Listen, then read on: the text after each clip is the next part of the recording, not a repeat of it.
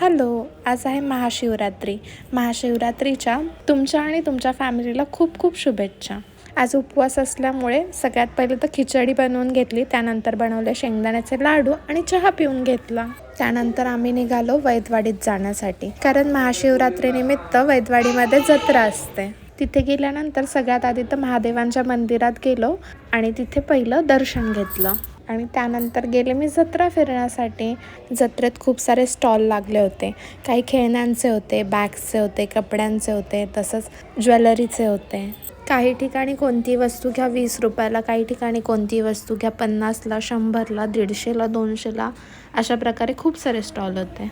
खूप सारे लोक वर्षभर वाट बघतात की जत्रा भरेल आणि जत्रेतून आम्ही हे घेईल ते घेईल. खूप साऱ्या गोष्टी मी पाहिल्या आणि त्यातल्या काही विकतही घेतल्या.